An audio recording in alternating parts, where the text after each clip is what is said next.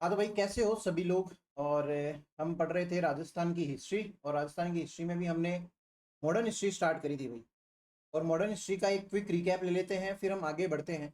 काफ़ी interesting interesting स्टोरियां हैं और काफ़ी सारी चीज़ें। तो एक सेकेंड। हमने देखा था कि इतिहास जो होता है उसको बेसिकली हम तीन पार्ट्स में डिवाइड करके पढ़ लेते हैं: एंशियंट, मिडाइवल, मॉडर्न, प्राचीन, मध्यकालीन और आधुनिक इतिहास। कैसे कहते हैं वो चीज़ें मैं आपको दो बार पहले बता चुका हूँ। फिर भी एक सिंपल सा एक डिफरेंस जो लिया है ना, वो लिया है कि हिंदू रूलर्स थे उस टाइम का एंशियंट मान लिया, मुस्लिम रूलर्स है उसका अपन ने मिडाइवल मान लिया, एम से मिडाइवल एम से मुस्लिम। और आपसे कोई नहीं पूछेगा एग्जाम में ऐसे क्वेश्चन, बट फिर भी एक अंदाजा रहना चाहिए कि हाँ भाई वो मुगल काल की सी बातें चल रही है, तो ये मध्यकालीन हिस्ट्री की बात है इस टाइप से। तो फिर मॉडर्न हिस्ट्री क्या हो जाएगी, जिसके अंदर ब्रिटिश रूल था या फिर ब्रिटिशर्स ने हम पे जो राज किया वो वाला टाइम। कोई भी टाइम पीरियड आज की तारीख भी है, किसी न किसी दिन मॉडर्न हिस्ट्री बन जाएगी। हिस्ट्री हिस्ट्री का मतलब इतिहास जो जा चुका। तो प्रेजेंट मोमेंट तो नहीं हो सकता हिस्ट्री। तो वैसे ही आज की तारीख जो है वो किसी न किसी दिन मॉडर्न हिस्ट्री बनेगी, और काफ़ी टाइम बाद में मिडाइवल हिस्ट्री बन जाएगी, और काफ़ी टाइम बाद में एंशियंट बन जाएगी। वो वाली बात है, मैंने आपको समझा दिया था ये सब चीज़ें। फिर हम आगे देख लेते हैं एक बार के लिए कि राजस्थान जो है ऐसे क्या था। ये सारी चीज़ें हम बाद में डिस्कस करेंगे। मुगल जब डिक्लाइन पे आए थे तब क्या हुआ था कि दो शक्तियां जो थी, इंडिया की लोकल तो कौन सी हो गई, मराठे हो गए भाई। और बाहर से आए हुए विदेशी ब्रिटिशर्स जो कलकत्ता वगैरह में बैठे हैं, हैदराबाद बैठे हैं, बॉम्बे बैठे हैं, महाराष्ट्र में भी बैठे हैं वैसे। तो वो सब चीज़ें मैंने आपको बताई थी। फिर इसके बाद में जॉर्ज थॉमस नाम का एक आदमी था, इसकी वाइफ ने इसको क्या बोला था, मजाक करके हमने समझा था कि भाई कि जा भाई तू भी कमा के आ बढ़िया से, सोने की चिड़िया है वहां से मेरे को सोने ला ला के दे। तो ये जाता है, ये पहले ब्रिटिशर्स के लिए ही ब्रिटिश जो आर्मी है उसी में अप्लाई करता है, क्योंकि ये क्या भाई ये तो एक कमांडर टाइप है, सेनापति है। तो इसको वो लेते नहीं है, मना कर देते हैं। तो ये किसके अंडर में काम करता है फिर, ये काम करता है मराठों के अंडर में। और मराठों के लिए युद्ध करता है, और उसके बाद में एक बार इंडिया भी राजस्थान भी आता है। राजस्थान में ये कहाँ कहाँ जाता है, जयपुर उदयपुर बीकानेर ऐसे वाले एरिया के अंदर जाके ये अटैक्स करता है। अपनी एक डायरी जो है वो मेंटेन करता है, डायरी के अंदर राजस्थान को राजपूताना बोलता है। ऐसा एरिया जहाँ पे राजपूतों का राज है उसको ये राजपूताना बोलता है। ये वाली बुक, ये वाली जो बात है कब पता चलती है, उसका एक बहुत अच्छा दोस्त है, जैसे आपके भी बहुत अच्छे दोस्त है वैसे ही एक विलियम फ्रैंकलिन नाम का आदमी है, वो इसका दोस्त रहता है। इसकी डायरी पढ़ लेता है भाई, डायरी पढ़ने के बाद में ये सारी बातें जो है इसकी एक बायोग्राफी बना के लिखता है। बायोग्राफी का क्या नाम है, military military memoirs of George Thomas, जो 1800 के अंदर रिलीज करवाता है। तो इसी के अकॉर्डिंग हम बोलते हैं कि भाई राजपूताना वर्ड जो है राजस्थान के लिए सबसे पहले कौन यूज करता है, वो करता है जॉर्ज थॉमस। फिर उसके बाद में हमने देखा था कि अंग्रेज और मराठे जो है किसके लिए लड़ रहे हैं, दिल्ली सल्तनत के लिए लड़ रहे हैं एक तरीके से। अलग अलग टाइम पीरियड पे अलग अलग लड़ाइयाँ होती है भाई इनकी। सबसे पहले 1775 से लेके 82 के बीच में 7 साल की एक लड़ाई होती है, जो कि साउथ इंडिया में होती है। उससे हमें कोई मतलब नहीं है, राजस्थान के लिए नहीं है। और वैसे भी वो युद्ध टाई रह जाता है। बाद में कुछ दिनों तक ये छेड़ते नहीं एक दूसरे को, कुछ सालों तक। इन दोनों को पता है कि मराठों को पता है कि अंग्रेज शक्तिशाली है, और अंग्रेजों को पता है कि भाई मराठे हाथ नहीं आते। मराठों की कुछ युद्ध तकनीक है काफ़ी फेमस है, जैसे छापामार तकनीक हो गई है ना, ये गोरिल्ला टेक्टिक वॉरफेयर्स हो गए। ये काफ़ी हार्ड होते थे, और ये पहाड़ों के अंदर छिप छिप के। आपने वो एक मूवी नहीं देखी क्या, तानाजी करके एक मूवी है, उसके अंदर भी दिखाते हैं कि वो कैसे सैफ अली खान की जो सेना रहती है उसको वो रोकते हैं। तो और फिर उसके बाद में 1803 से लेके 6 के बीच में नॉर्थ इंडिया की साइड में ना थोड़ी बहुत झड़प सी हुई थी अंग्रेजों और मराठों की, जिसके लिए अंग्रेजों ने सहायता किससे मांगी, अलवर से मांगी, भरतपुर से मांगी, क्योंकि इस एरिया के टच करते थे। और अपने वाले तैयार थे भाई हेल्प देने के लिए। क्यों तैयार थे, क्योंकि मराठे हमें भी परेशान करते थे, चौथ मांगते थे। मैंने आपको बताया था ना कि खुद से ही खुद की प्रोटेक्शन के लिए पैसे मांगना चौथ कहलाता है। फिर उसके बाद में 1817 से लेके 1806 से लेके 1817 तक कोई भी ऐसी नोक झोंक नहीं होती है। और ये अंग्रेज जो भी है ना, ये भी बीच में नहीं पड़ते हैं। इन्होंने सिर्फ और सिर्फ अलवर भरतपुर से इसलिए संधियां करी ताकि इनके ये मराठों के खिलाफ ये सहायता दे सके। अत्याचार तो मराठों के फिर भी चल रहे थे राजस्थान पे, लेकिन अंग्रेजी अंग्रेजी नीति क्या है, बिना मतलब के पचड़े में नहीं पड़ना भाई। जहाँ पे हमें फायदा है वैसे वाले पचड़ों में ही पड़ेंगे। ये सब इनकी नीतियां थी, इसलिए उस तक कोई बात नहीं चली। एक बार के लिए मैं आपके आगे से हट जाता हूँ। अलवर भरतपुर की जब ये संधियां हुई थी, तब कौन था वहाँ का जीजी क्या होता है, मैंने आपको बताया था जीजी था लॉर्ड वेलेस्ली, है ना। और जीजी क्या होता है, एक ऐसा हेड, जैसे हमारे देश के प्रधानमंत्री हैं वैसे ही अंग्रेजों की जो ब्रिटिश इंडिया कंपनी थी उसके जो हेड है, सबसे मेन जो आदमी, उसको बोलते हैं गवर्नर जनरल या जीजी। इसका हेडक्वार्टर लगभग कलकत्ता के अंदर हुआ करता था, क्योंकि कलकत्ता जो है मेन जगह थी भाई इनकी। ऐसी बातें हम कर चुके हैं तो ज़्यादा टाइम वेस्ट नहीं करेंगे इनको समझाने के लिए। फिर बाद में कल संधियां हुई थी 1817 के अंदर, करौली ने करी थी, कोटा ने भी किया था भाई। हम ये चीज़ें ना मैं आपको एक लिस्ट सी दे दूंगा और लिखवा भी दूंगा जिसके अंदर कौन सी रियासत ने कब कब संधियां करी थी, और उनके कुछ राजा है, हल्के हल्के याद नाम नाम याद करने पड़ेंगे आपको। और 1817 के अंदर करौली और कोटा करते हैं। 1818 के अंदर लगभग जो जितनी बची हुई वो है ना क्या बोलते हैं उसको, रियासत है, वो कर लेती है ना। फिर उसके बाद में हमने देखा कि 1823 के अंदर सबसे लास्ट में सिरोही रियासत जो है वो करती है। क्यों? क्योंकि मान सिंह पहले सिरोही को किसका हिस्सा बताता है, मारवाड़ का, जो कि गलत बात थी। और ये सब संधियां हुई थी तब कौन था, लॉर्ड हेस्टिंग्स था, क्या, गवर्नर जनरल। फिर हमने देखा कि कर्नल जेम्स टोड कौन है, मैं आगे आ जाऊँ तो सामने आ जाता हूँ। कर्नल जेम्स टोड जो है एक अंग्रेजी सेनापति ही है, जिसको उदयपुर भेजा जाता है, मेवाड़ भेजा जाता है एज ए पीए। पीए क्या होता है, पॉलिटिकल एजेंट। कौन, किसी भी रियासत के साथ में संधि हो गई, उसके बाद में उस रियासत की सारी बातें कौन पहुंचाएगा अंग्रेजों तक, वो होता है पॉलिटिकल एजेंट उस एरिया का। और उसको रेजिडेंट भी बोलते हैं क्योंकि वो वहां पे रहता है, इसलिए उसको रेजिडेंट कह देते हैं। कर्नल जेम्स टोड भी उन्हीं में से एक था। जेम्स टोड की स्टोरी सुन लीजिए, स्कॉटलैंड का आदमी था ये, और इसको भेजा तो गया था एज ए पॉलिटिकल एजेंट। वहां पे अब अंग्रेज आ गए हैं तो लड़ाइयाँ नहीं होती है, मैंने आपको ये चीज़ पहले भी बताई थी। मान लेते हैं कि आप जो है, आपने दो देशों के अंदर सेना लगा रखी है आपकी, दोनों देशों में, जैसे इंडिया और पाकिस्तान में, दोनों में आपकी ही सेना है। अब उन दोनों के बीच में कोई भी लड़ाई होगी तो आप क्या चाहोगे कि लड़ाई हो, सेनाएं लड़े, उससे नुकसान किसको, अल्टीमेटली आपको ही है, क्योंकि सेना दोनों तरफ आपकी है। वैसे ही अंग्रेजों के अंदर भी यही था, रियासतें लड़ने बंद कर दी, रियासतें नहीं लड़ती है तो क्या वहां पे कल्चर और डेवलपमेंट जो होता है ना, उसकी वो रहती है, बाढ़ आ जाती है भाई एक तरीके से। तो कर्नल जेम्स टोड भी है, कहानियां सुनता था, इसको इंटरेस्ट आ गया, इसने काफी सारी स्टोरियां लिखी राजस्थान के बारे में, इसने अपनी बुक्स वगैरह भी लिखी। ये घोड़ों पे घूम घूम के, है ना, एक सेकंड भाई, एक सेकंड।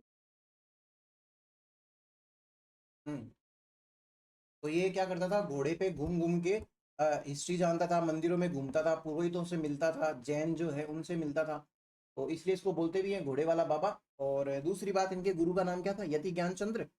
यति कौन होते हैं, जो जैन जो होते हैं ना, उनके अंदर जो धार्मिक गुरु होते हैं। तो फिर इसके बाद में इनकी बुक का नाम क्या था, annals and antiquities of Rajasthan. Annals का मतलब होता है हिस्ट्री, एंटिकिटीज का मतलब होता है पुरातत्व। इसी किताब का दूसरा नाम क्या था, central and western Rajput state of India. क्यों? क्योंकि सेंटर के अंदर भी किसका राज था, राजपूतों का, और वेस्टर्न स्टेट जो है, जैसे कि राजस्थान, गुजरात हो गई। मैंने आपको ये बोला था कि आज का जो एट प्रेजेंट राजस्थान है, वो राजस्थान सिर्फ और सिर्फ राजस्थान का एक टुकड़ा है भाई। और अब पॉसिबल भी नहीं है कि ऐसी चीज़ों को मिला के गुजरात वगैरह को मिला लो, एमपी वगैरह, इन सबको मिला के वापस से वो बनाओ। ऐसी चीज़ें पॉसिबल नहीं है, और इनका करना भी क्या है। फिर उसके बाद में इसकी एक बुक और थी, क्योंकि इसको भेज दिया गया था, क्योंकि इसको देख के ऐसे लग रहा था कि अंग्रेजों के सामने जब भी आता था ना, अंग्रेजों के सामने आके ऐसी बातें करता था, तेरे को पता है क्या, महाराणा प्रताप ऐसे कर देता था, वैसे कर देता था। तब उनके बिना धड़ वाले लोग जो थे ना, वो लड़ते थे। उनको ऐसे डर था कि यार हमें जब ये बता रहा था, हमारी ऐसी दूसरी छूट रही है, हमें ऐसे मजा भी आ रहा है सुनने को, ऐसे भाई क्या ही खतरनाक शूरवीर रहे। उन्हीं शूरवीरों के तो बेटे वहां पे पढ़ रहे हैं अभी। अगर उनके जच गई, ये इनको ऐसी बातें करेगा, भड़काऊ बातें करेगा, भाई कल को ये क्या होते हैं, उग्र हो जाए, और क्या पता हमारे अगेंस्ट विद्रोह कर दे। और अगर ये विद्रोह कर देंगे तो हमारा नुकसान है। अंग्रेज किसी भी तरह से प्रॉपर बिजनेसमैन होते हैं ना, वैसा दिमाग था भाई उनका, और बिजनेस ही करने आए थे वैसे तो। राज किया, नो डाउट किया, लेकिन उनका काम क्या था, लूट के जाना, कितना भी लूट के जाओ उतना, क्यों नुकसान चाहेंगे। तो वो ऐसे सोचते हैं भाई, इससे अच्छा टोड को बोल दो भाई तू तेरे घर जा।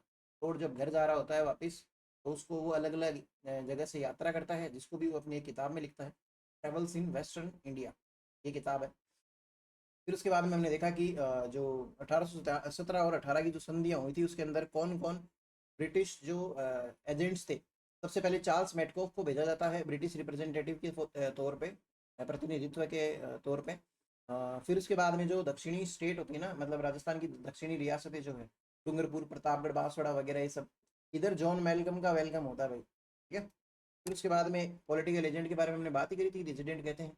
और रेजिडेंट ऑफ राजपूताना क्या है भाई, सारे पॉलिटिकल एजेंट, मान लेते हैं आज 41 जिले हैं, 41 जिलों के ऊपर 41 पॉलिटिकल एजेंट्स, वो सारे के सारे अंग्रेज के जो जीजी है, गवर्नर जनरल, उसके पास जाएंगे तो उसके भी इतनी ज़्यादा पच उसको सुनने का शौक नहीं है। वो उसने क्या कर दिया, पूरे राजस्थान का एक और बैठा दिया। जैसे आज की तारीख में हमारे जो मुख्यमंत्री जी हैं भजन लाल जी, वो एक तरीके से एजीजी है, या फिर रेजिडेंट ऑफ राजपूताना है। वो अपनी सारी इन्फॉर्मेशन राजस्थान की किसको पहुंचा देंगे? नरेंद्र मोदी जी को। सही है, समझ में ही बात। वैसे से मैंने आपको समझा भी दिया है, वैसे भाई मैं एक रिकैप ले रहा हूँ आपके लिए। तो फर्स्ट एवर जो हमारा रेजिडेंट ऑफ राजपूताना है वो डेविड ऑक्टरलोनी है। ये दिल्ली को एक बार के लिए बचाता है मराठों के आतंक से। इसलिए उसको यहाँ के मुगल जो है एक उपाधि देते हैं जिसका नाम क्या है? नसीर, है ना? नसीर उद्दौला ऐसे करके इसकी एक उपाधि रहती है। और खैर उसके बाद में क्या होता है कि 1832 के अंदर इसका हेडक्वार्टर कहाँ पे शिफ्ट कर दिया जाता है? अजमेर के अंदर। क्यों? क्योंकि भाई राजस्थान का रेजिडेंट है, एजीजी है, तो भाई राजस्थान में रहे, दिल्ली में क्या कर रहा है? और फिर दूसरी बात, इसका नाम भी चेंज कर दिया था, रेजिडेंट ऑफ राजपुताना से क्या कर दिया था? Agent to governor general, AGG, है ना? फर्स्ट एवर एजीजी कौन है? Abraham Lockett. फिर उसके बाद में 1845 में, ऐसी ये फालतू सी बात है, शायद एग्जाम में पूछे आपसे, 1845 में इसका सिरोही में हेडक्वार्टर शिफ्ट कर दिया गया था। फिर 6-6 महीने वाला वो अग्रीमेंट हुआ था 1864 के अंदर। फिर उसके बाद में मैंने ये भी देखा था कि जीजी क्या होता है, रेजीजी क्या होता है। और ये लिस्ट के लिए एक जगह छुड़वाई थी। नो, डोंट वरी, मैं आपको ये लिस्ट दूंगा। और बाकी हम 1857 की क्रांति की बात कर लेते हैं। 1857 की क्रांति जो है भाई, क्यों स्टार्ट हुई थी? अंग्रेजों से दिक्कत थी हमें। क्यों दिक्कत थी उसके हम रीज़न देख रहे थे। सबसे पहले हमने क्या रीज़न देखे थे? राजनीतिक कारण देखे थे। राजनीतिक कारण के अंदर क्या हुआ था जब संधियां हुई थी ना? हमने ये देखा था कि संधियों में अंग्रेजों ने ये बोला था कि हम किसी भी आंतरिक मामलों में हस्तक्षेप नहीं करेंगे। आंतरिक मामले क्या है भाई? जैसे भाई मंत्री किसको बनाना है, सरकार कैसे चलानी है, या फिर ना किसको उत्तराधिकारी बनाना है, ये सब आंतरिक मामले हैं। एक्सटर्नल अफेयर्स कौन से? युद्ध हो गए मेन। किसी दूसरे रियासत से या दूसरे देश से क्या करना है? लेन देन करना है, पैसों का व्यापार करना है, वो सब चीज़ें हम देखेंगे। अंग्रेजों ने ऐसे कहा था, लेकिन माने नहीं भाई। अंग्रेजों अंग्रेजों को ज़्यादा इंटेलिजेंट माना जाता था, तो हमारे राजा वगैरह है उनको भी ऐसे लोटे में लेके बढ़िया से उड़ा चपड़ा के रखते थे भाई। ये चीज़ गलत थी वैसे। और फिर उसके बाद में क्या होता है, मैंने आपको ये चीज़ भी समझाई थी कि किसी भी राज्य का एक जो राजा होता है, वो जहाँ पे भी बैठता है और जो भूमि को वो डायरेक्ट कंट्रोल में लेता है, जितने एरिया को, उसको क्या कहते हैं? खालसा भूमि। फिर उसके बाद में उसी राजा की जो बची हुई टेरिटरिया रहती है, वहाँ पे उसके भाई बंधु जो होते हैं उन्हीं को वो क्या बना देता है? राजा, एक तरीके का। ऐसे राजा को क्या बोलते थे? फ्यूडल लॉर्ड्स, या फिर क्या बोलते थे? सामंत, है ना? तो हमने देखा था, एक कोटा के एग्जाम्पल से समझा था। फिर उसके बाद में ऐसे कई सारे हस्तक्षेप करे थे अंग्रेजों ने, राजनीतिक कारण रहे हैं जिसकी वजह से क्या हुआ? दिक्कतें होने शुरू हो गई। हमने फिर ये भी देखा था कि सक्सेशन मैटर्स के अंदर भी इंटरफेयर कर रहे थे कि भाई इसको राजा बना दे, उसको राजा बना दे। अंग्रेजों को फायदा भाई। मान लो आज की तारीख में मेरा कोई बड़े पद पे कोई जानकार हो, तो डेफिनेटली वो मेरी हेल्प करने की, या मुझे क्या बोलते हैं उसको, मेरा नुकसान ना हो, ऐसी चीज़ें वो ध्यान में रखेगा ही। तो अंग्रेजों के दिमाग में यही थी कि भाई हमारा राजा बैठ जाए तो भाई सारी चीज़ें हम हमारे हिसाब से चलवा लेंगे, इसको क्या है। तो बढ़िया बढ़िया दारू पिला देंगे, महंगी महंगी, इसको बढ़िया बढ़िया गाने सुना देंगे जस्टिन बीबर के, तो ये राजी हो जाएगा। तो ऐसी सी बातें हैं। फिर इसके बाद में सक्सेशन मैटर के बाद में हमने देखा कि कुछ रियासतें थी उनको तोड़ के क्या कर दिया गया था। जैसे कि टोंक का निर्माण किया गया, धौलपुर का निर्माण किया गया, कोटा से क्या अलग कर दिया था? जालिम सिंह झाला के जो पोते हैं उनको झालावाड़ दे दिया था, पूरा का पूरा रियासत ही बना दी। अब नई जो रियासतें बनी है उसमें डायरेक्ट अंग्रेजों का ही राज होगा, क्योंकि बनाई इन्होंने। भाई मान लो आपको मैं राजा बना दूं किसी एरिया का, बोलूँ कि भाई ये वाला एरिया है ना यार मेरा, आप यहाँ पे राज करो, आप बढ़िया से, मैं सेना भेजूंगा बस मेरी। तो आप वैसे ही मेरे ऋणी हो जाओगे कि यार इसने तो मेरे को राजा बना दिया, जमीन से उठा के फर्श से अर्श होता है क्या? हाँ, फर्श से अर्श पे लाके रख दिया।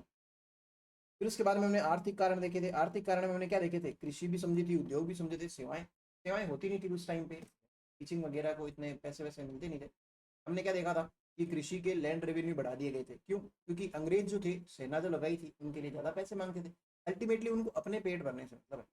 ये चीज़ हमने देखी थी। फिर उसके बाद में हमने देखा था कि इंडस्ट्रियल रिवोल्यूशन आया था ब्रिटिश के अंदर, यूरोप के अंदर, इंग्लैंड के अंदर।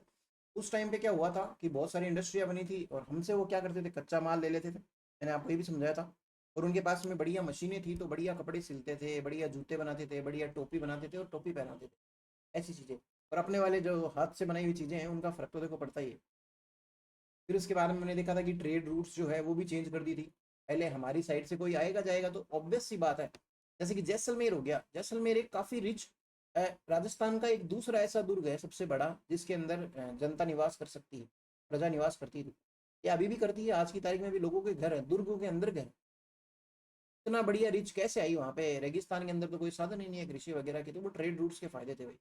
फिर वो ट्रेड रूट शिफ्ट करे, हमने काफ़ी सारी बातें करी थी। बहुत सारे बिजनेसमैन हैं, उनको भी उठा उठा के उन्होंने असम पटक दिया, किसी को हैदराबाद पटक दिया, किसी को और इवन साउथ अफ्रीका नहीं, साउथ इंडिया के अंदर पटक दिया। ऐसी सारी बातें हैं भाई।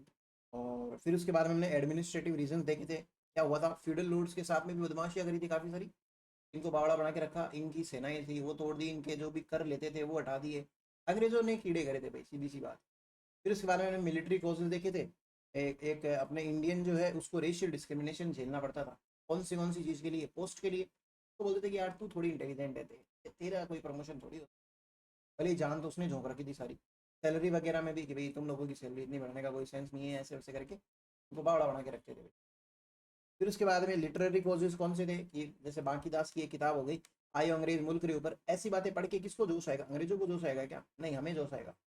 आपकी कोई बेइज्जती कर रहा है और मैं आपको बढ़िया से ऐसे श्लोक व्लोक सुनाऊं या फिर कोई ऐसे डायलॉग मारूं, कविताएं मारूं, आपका मन मन कर जाएगा भाई अभी चीर फाड़ करके आ जाऊं जिसके साथ में आपकी झड़प है। सूर्यमल मिशन की हो गई, जैसे वीर सतसई, 700 दोहे ऐसे हैं। कुछ रिलीजियस कोजेस ऐसे थे, जैसे हिंदुओं के लिए मजाक उड़ाते थे कि भाई गणेश जी ये तो हाथी है यार, हाथी जैसा मुंह थोड़ी हो सकता है किसी को, ये वो ऐसे बहुत अजीबो गरीब धर्म पे मजाक उड़ाया करते थे। इस्लाम के लोग थे उनको भी ऐसे कहते थे कि भाई आपके जो अल्लाह है ना उनकी फोटो दिखाओ ऐसे वैसे करके, हमारे तो देखो जीसस हैं, ये ऐसे हैं ऐसे दिखते हैं, आपके अल्लाह दिखाओ, ऐसे करके इनको परेशान करना ये सब। और अपने धर्म का प्रचार प्रसार करना कि भाई हमारा धर्म सबसे सर्वश्रेष्ठ है, ऐसी बातें करना है ना। यहाँ तक कि हमने कुछ एक कॉजेज देखे थे। इसके बाद में हम आगे चल लेते हैं, एक इमीडिएट कॉज और पढ़ते हैं। तो आप नेक्स्ट हेडिंग लगाना 7 नंबर। ये देखो इतना सारा रिवाइज कराने का मेरा मकसद सिर्फ इतना ही था कि बीच में एक छोटा सा पॉज आ गया था, की वजह से हो सकता है कि आपको ये क्लास देखने में हल्का सा ऐसे मज़ा ना आए। तो अब मैंने आपको पूरी स्टोरी जो है ना 10-15 मिनट के अंदर सारी क्लियर कर दी, जो 2 क्लास में हमने देखी थी। कल क्या रहा है, अंग्रेज क्या कर रहे हैं हम पे, अत्याचार। एक तरीके से अत्याचार जो है वहाँ पे कर रहे हैं जहाँ पे पैसे ज़्यादा है। बाकी चलो देखते हैं, हमने राजस्थान के अंदर भी कुछ कुछ कांड हुए थे वो देखेंगे। एक इमीडिएट कॉज लिखो भाई, तात्कालिक कारण, तात्कालिक कारण। अभी हमें हमारी रेलगाड़ी थोड़ी स्लो करनी पड़ेगी, वो तो था recap. Immediate causes, immediate cause लिख लो आप, क्या था। देखिए मैं आपको एक बात बोलूँ, मान लेते हैं आप किसी घर के नौकर हैं, आप पे जो मालिक है आपका, रोज आपको गालियां बकता है, रोज आपको परेशान करता है, आपको खाने के लिए सूखी वूकी देता है, आपको छुट्टियां नहीं देता है, आपको बहुत परेशान करता है।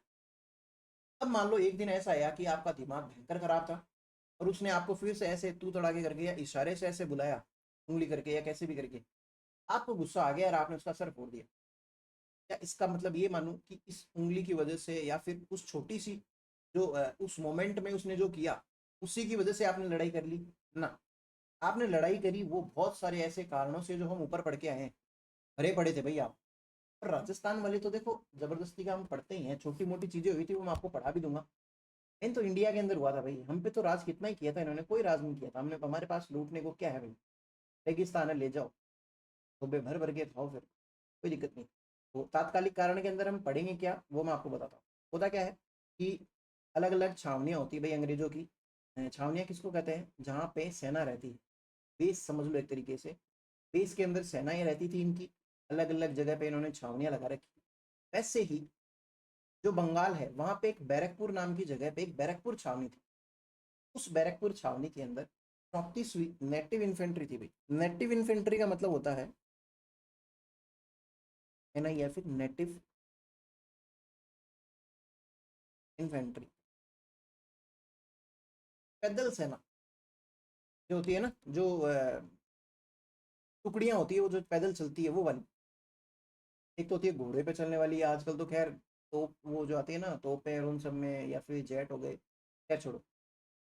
तो 34वीं नेटिव इन्फेंट्री थी, कहाँ थी, बैरकपुर के अंदर। अब ये कहाँ है, बंगाल के अंदर है, कलकत्ता की बात चल रही है। तो बंगाल के अंदर क्या होता है, यहाँ पे ये जो सेना है इनके पास में नए हथियार आते हैं। पहले ये यूज करते थे ब्राउन बेस करके एक राइफल, बंदूक है भाई, इसी बात है, ये ब्राउन बेस यूज करते थे। लेकिन उसके बाद में अंग्रेजों ने क्या किया, एनफील्ड राइफल यूज कर ली, इसकी जगह पे एनफील्ड राइफल, इंग्लिश में भी यही बोलेंगे। तो सुनना मेरी बात, होता क्या है कि ब्राउन बेस जो राइफल है ना, इन राइफल के ना यहाँ पे ऐसे जॉइंट्स होते हैं, यहाँ पे ये खुलती है ऐसे, आपने देखी ना बचपन में वो बंदूकें चलाई है भाई, आपने भी काफी सारी टिकड़ियाँ डाल डाल के या क्या भी जो भी होती है उसको तोड़ना पड़ता है एक तरीके से बीच में से, फिर उसके अंदर बारूद भरते हो आप वाला। ठीक है, तो ये वाली चीज ब्राउन बेस में तो थी नॉर्मल, लेकिन एनफील्ड राइफल के साथ में क्या दिक्कत थी, इसके जो बारूद आते थे एनफील्ड राइफल के, वो कुछ ऐसे से आते थे भाई, जैसे ये बारूद है और ये ऐसे ना इस टाइप से बंद करके ऐसे, समझ में आ रही है आपको एक तरीके से, ये जो एरिया था ना इसका, ये वाला एरिया, ये एरिया ऐसा था कि ये हाथ से खुलता नहीं था, चिकना होता था, इसको मुंह से खोलना पड़ता। अब मुंह से खोलोगे तो आपके स्वाभाविक सी बात है मुंह में टेस्ट जाएगा इस चीज का, और ये जो चीज थी ना ये दिक्कत वाली चीज थी, ये वाली जो इसकी कारतूस थी ये बनी हुई थी चर्बी से, और चर्बी भी किसकी, गाय और सुअर। मुझे एक बात बताओ, गाय जो है हिंदू के लिए एकदम भयंकर पवित्र मानी जाती, गाय की चर्बी गलत बात है हिंदुओं के लिए, सुअर जो है उसकी चर्बी, सुअर जो है मुसलमान काफी अपवित्र मानते हैं, तो दोनों के लिए दिक्कत हो गई। लेकिन पता किसी को नहीं था, ये जो एनफील्ड राइफल है इसको ऐसे मुंह से खोलो दांत से पकड़ के, फिर वो जो बारूद होता है ऐसे करके इसके अंदर भर दिया जाता है, बारूद भरने के बाद फायरिंग। अब भाई नई बंदूकें आई हैं तो टेस्ट तो करोगे, ये सब चीजें तो यूज तो करोगे ना, तो यूज सबने कर ली भाई, उस एरिया के अंदर रहने वाले लोग, उनमें से एक इंसान की दिक्कत हो गई भाई। क्यों दिक्कत हो गई, उनको पता चलता है कि ऐसे ऐसे करके आपके साथ में तो गाय की चर्बियां जो है ना आपको वो खिलाई जा रही है, और आप उछलते हो, आप अपनी जान में ऐसे हो रहे हो कि भाई मैं तो वहाँ का ऐसे हूँ, सैनिक हूँ, ये वो। इंसान को जैसे ही पता चलता है ब्राह्मण है जात का, ब्राह्मण है, तो ब्राह्मणों की तो वैसे ही नहीं चलती, और हिंदुओं में जो इस धर्म को फॉलो करते हैं वो जानते हैं कि हिंसक नहीं होना चाहिए, और ये गाय जो होती है काफ़ी पवित्र होती है भाई, तो उनकी दिक्कत हो जाती है। और दिक्कत ऐसी होती है कि वो दो जो अंग्रेज ऑफिसर्स रहते हैं ना उनको गोली मार देते हैं वहाँ पे, सेना के अंदर दो अंग्रेज ऑफिसर्स रहते हैं, एक का नाम रहता है बॉग और एक का नाम रहता है ह्यूसन, इन दोनों को गोली से उड़ा देते हैं कि भाई तुमने मेरा धर्म भ्रष्ट किया है, भाड़ में जाए तुम्हारी सेना, भाड़ में जाए तुम्हारे पैसे, भाड़ में जाओ तुम सब लोग। मतलब गुस्सा क्रोध आ गया इंसान के हाथ में, जो चीज़ होती है ना वो सीधी फिर उसी पे चलती है ना, इस टाइप का गुस्सा आ गया था, सेंटीमेंट्स हर्ट करना, फिर बाद में ना इंसान के रिएक्शंस को हम जज नहीं कर सकते हैं उस मोमेंट पे। हाँ गलत सही ठहराया जा सकता है कि बहुत गलत किया, इसको जेल करा दो, ये करा दो, वो करा दो, पर जब सेंटीमेंट्स हर्ट होते हैं तब हम कह नहीं सकते कि यार इसका रिएक्शन कैसा आएगा, है ना। तो उनका नाम क्या है आपने काफ़ी बहुत बार सुना ज़रूर है, लेकिन ये क्यों फेमस है वो लोगों को पता नहीं होता है। उनका नाम है मंगल पांडे, ठीक है। लोगों को ये नहीं पता, मेरे एक दो दोस्त ऐसे हैं उनको पता है कि हाँ मंगल पांडे ऐसे ऐसे आज़ादी में कुछ तो बात, आज़ादी में नहीं भाई, आज़ादी से बहुत पहले 1857 के आसपास की बातें हैं, उस टाइम पे ही ऐसी चीज़ें होती है। मंगल पांडे जो है ना इनको दिक्कत हो जाती है, और ऑब्वियस सी बात है दिक्कत होगी, और फिर बाद में इनको ना कैद कर लिया जाता है, और फिर 8 तारीख को ऐसे करके मैं आगे बता दूंगा इनको फांसी की सजा भी होती है। फिर आप क्या लिखेंगे तात्कालिक कारण के अंदर, तात्कालिक कारण लगा के लिखना, तात्कालिक कारण। ब्रिटिश सेना में ब्राउन बेस, हिंदी में भी आप ब्राउन बेस ही लिखेंगे, मिटा दी क्या मैंने,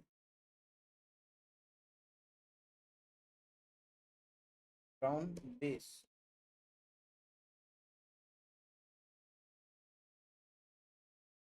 ब्राउन बेस राइफल की जगह Enfield rifle, Enfield rifle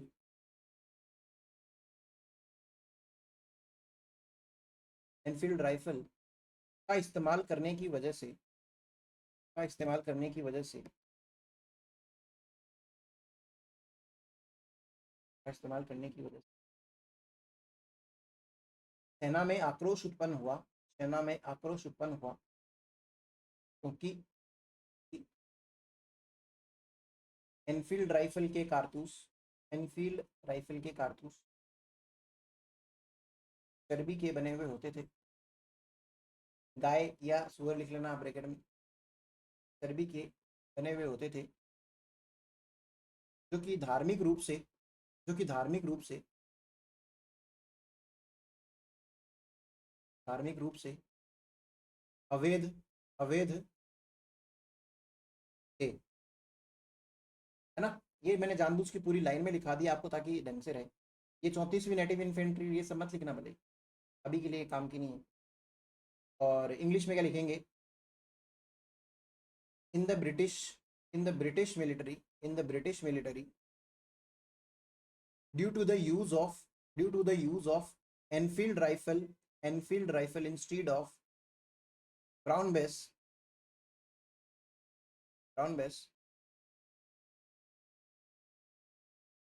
the revolt erupted revolt revolt erupted समझते हैं ना?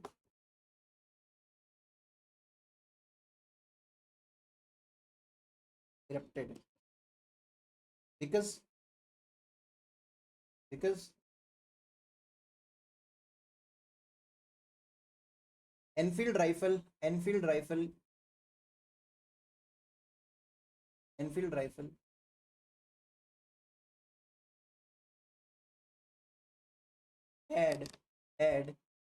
greased Enfield rifle had greased cartridges CARTRIDGES grease होती ना, ग्रीस वो वाली चर्बी, greased cartridges which were religiously banned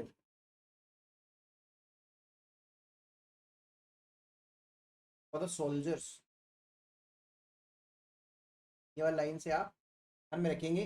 तो अब होता क्या है कि वही वाली बात, जैसे मैंने आपको बोला था कि आप नौकर हो और आपको एक दिन आपका पारा चढ़ गया भाई, अब दिमाग खराब है भाई, इससे ज़्यादा और सहन शक्ति आपने बची नहीं उस चीज़ के लिए, तो आपने रिवोल्ट कर दिया, सीधी सी बात है। अब देखिए रिवोल्ट जो हुआ, हम राजस्थान के ऊपर आ जाते हैं। हमने राजस्थान से मतलब कब क्या हुआ, कहाँ हुआ, वो बात मैं कर लेता हूँ। मैंने आपको बताया था छावनियाँ क्या होती है, छावनी समझे? तो वैसे ही राजस्थान के अंदर 6 अलग अलग जगह पे छावनियाँ थी भाई। आप हेडिंग लगाना, हेडिंग में आप ऐसे लिखो, राजस्थान में क्रांति के दौरान, राजस्थान में क्रांति के दौरान कुल 6 छावनियाँ थी। In Rajasthan there were total 6 military cantonments छावनी, ब्रैकेट में छावनी भी लिख लो क्योंकि हम इस नाम से फेमिलियर नहीं है। छावनी, there were total 6 military cantonments in Rajasthan during the, मैंने क्या लिखा है, during the revolt there were total 6 military cantonments in Rajasthan. अब वो कौन कौन सी है, तो अब आप वो लिखेंगे। सबसे पहले मैं याद करा दूंगा आपको 1 मिनट में और आपको याद भी हो जाएगी। अजमेर के अंदर 2 थी भाई, एक तो थी नसीराबाद,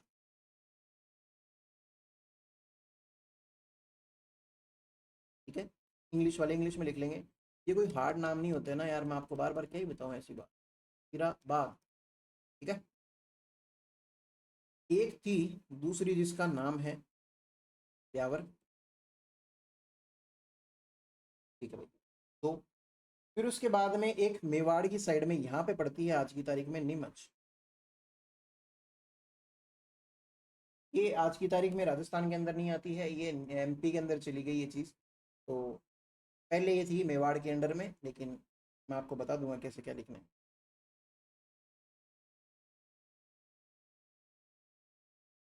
मेवाड़ या फिर ऑब्लिक करके आप क्या लिखेंगे, एमपी।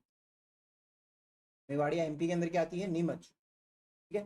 फिर उसके बाद में एक नई जो रियासत बनी थी टोंक, टोंक के अंदर भी है भाई एक छावनी थी भाई। टोंक के अंदर क्या थी, देवली।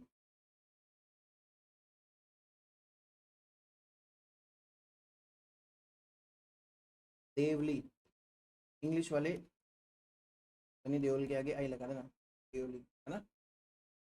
फिर उसके बाद में एक पाली में थी भाई, पाली में भी थी। पाली के अंदर जो थी उसका नाम क्या है, उसका नाम है भाई एरिनपुरा। ये काफ़ी मस्त है, एरिन। एक लंबा सा जो है ना, बोलते हैं उसको, राजस्थान में अगर 1853 की क्रांति का कुछ लंबा असर देखा था, इस एरिया में देखा था। छावनी की बात चल रही है यहाँ पे। अजमेर देख लिया, एरिनपुरा देख लिया। फिर उसके बाद में उदयपुर के अंदर या मेवाड़ समझ लीजिए, मेवाड़ के अंदर एक और है भाई, का नाम क्या है? मेवाड़ के अंदर ही एक और थी, उदयपुर में थी, खैरवाड़ा। आप ब्रैकेट में यूडीआर लिख सकते हैं, उदयपुर। अब देखिए, ये 1 2 3 4 5 6, टोटल 6 छावनियाँ थी। छावनियाँ मतलब क्या है, यहाँ पे अंग्रेजों के सैनिक रहते हैं, अंग्रेजों की सेनाएं यहाँ पे तैनात है भाई। अलग अलग जगह पे भी सेनाएं तैनात होती है, लेकिन ये क्या है, छावनियाँ है जहाँ पे अंग्रेज जन्मते हैं, सॉरी, जो सैनिक जो है ना ट्रेन होते हैं, यहाँ पे रहते हैं, बहुत बड़ा बेस है इनका। यहाँ पे गोला बारूद ये सब चीज़ें ये रखते हैं। छावनियाँ तो कहीं भी लगा लो, यहाँ लगा लो, यहाँ लगा लो, कहीं भी लगा लो। सॉरी, छावनियाँ नहीं, सेना तो कहीं भी तैनात कर दो, वो वाली बात नहीं है। अब मेरी बात सुनना, जो ये नसीराबाद है ना, नसीराबाद, आपने एक डेविड ओपरलोनी के नाम के आदमी का नाम सुना है क्या? इसको एक उपाधि दे रखी है क्या, नासिर दे रखी है क्या? ये हमारे राजस्थान का क्या है, रेजिडेंट ऑफ राजपुताना नहीं है क्या? तो ये इसके नाम के ऊपर ये नाम इसका यहाँ पे दिया गया है, नसीराबाद। कि नसीर नाम के आदमी ने, नसीर ने क्या कर दिया, इस जगह को क्या कर दिया, आबाद। अजमेर को नहीं, इस जगह यहाँ पे एक जगह है नसीराबाद नाम की जगह पड़ गई अब, नसीराबाद गांव पड़ गया। वैसे ही एक था ब्यावर। अब ब्यावर के पीछे की एक हल्की सी इंटरेस्टिंग स्टोरी है। ब्यावर की इंग्लिश स्पेलिंग देखेंगे ना तो आपको ये लगेगी ब्यावर, लेकिन एक्चुअली में ये ब्यावर नहीं था, ये क्या था, बी अवेयर था। यहाँ पे इस एरिया के अंदर, ब्यावर के अंदर क्या है, लोकल जो मेर जनजाति के लोग है ना, वो क्या करते थे, लूटपाट करते थे। किससे लूटपाट करते थे, किसी से भी करते थे, उनको कोई मतलब नहीं है। अंग्रेज दिख गया, गोरा दिख गया, गोरे को लूट लिया, काला दिख गया, काले को लूट लिया, और ये सब चीज़ें वो करते थे। इसलिए अंग्रेजों ने क्या किया था, वहाँ पे एक बोर्ड लगाया है किसी एक एरिया के अंदर, भाई यहाँ पे क्या है, मेर जनजाति के लोग रहते हैं, तो आप बी अवेयर, आप अपना ध्यान रखिए, बी अवेयर है, बी अवेयर रहना चाहिए आपको इस एरिया में जाने। आगे आगे बहुत सारी डिटेल लिख रखी थी, हम क्यों पढ़े भाई, हमको तो ये अजीब सा नाम दिखा, बी अवेयर करते हुए करते ब्यावर ब्यावर ब्यावर पे पहुंच गए। तो ये ब्यावर का जन्म कैसे हुआ आपको पता चला? तो बस एक ई हटाने की देरी है, बाकी ब्यावर ऐसा सा ही दिखता है, ब्यावर जैसा कुछ था नहीं वैसे, बी अवेयर करके एक चीज़ थी, ब्यावर बन गया। ठीक है? फिर उसके बाद में जो टोंक देवली वाला है, वो टोंक के अंदर पड़ता है। टोंक वाली स्टोरी मैंने आपको बताई थी, टोंक कैसे बना। और एक,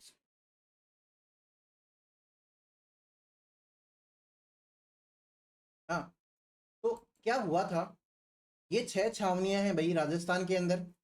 इनमें से 2 छावनियां ऐसी हैं जहाँ पे कोई भी प्रकार का रिवोल्ट हुआ ही नहीं, 1857 की क्रांति जैसी चीज वहां पे टच भी नहीं हुई।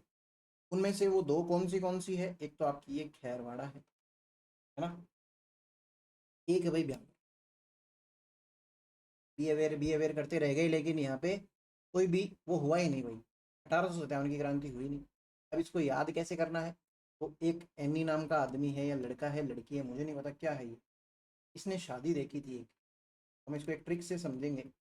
ये एनी है, इसने क्या देखा, एनी ने ब्याह, ब्याह होता है ना, ब्याह शादी देखा, देख लिया था भाई, लेकिन हमारा काम हो गया, इसने ब्याह देखा तो। अगर ये ब्याह नहीं देखता ना तो हमें ट्रिक नहीं याद हो पाती। ए से क्या आ जाएगा, एरीन पूरा। एरीन पूरा ऐसे ना एक यहाँ का हाल का पॉलिटिकल एजेंट था, डाउनिंग डाउनिंग करके, उसके गांव का नाम था एरिन, यूरोप के अंदर।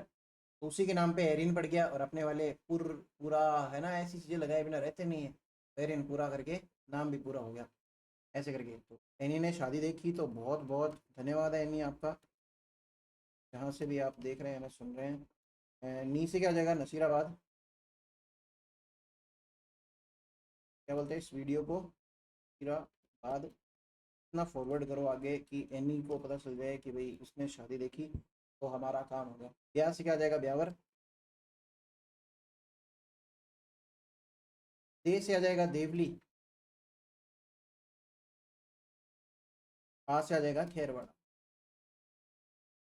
रह कौन सा गया, अच्छा ठीक है, तो मैंने क्रॉस कैसे कर दिया,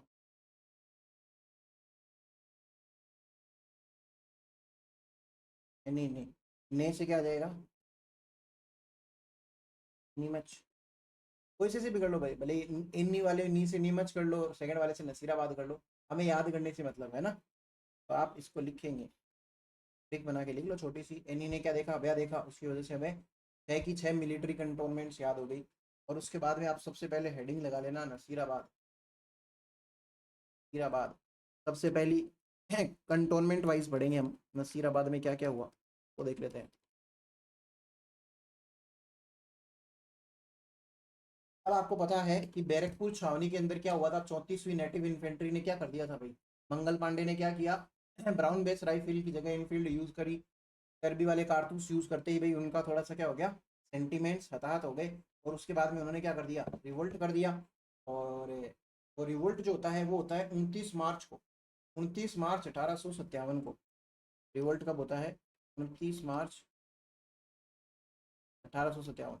कहाँ रिवोल्ट हो रहा है भाई, ये रिवोल्ट हो रहा है बैरकपुर छावनी के अंदर, एक छोटा सा विद्रोह है जिसके अंदर मंगल पांडे जो है वो ऐसे गोली चला देते हैं और किसको मार देते हैं, बॉग और ह्यूसन को, BOUGH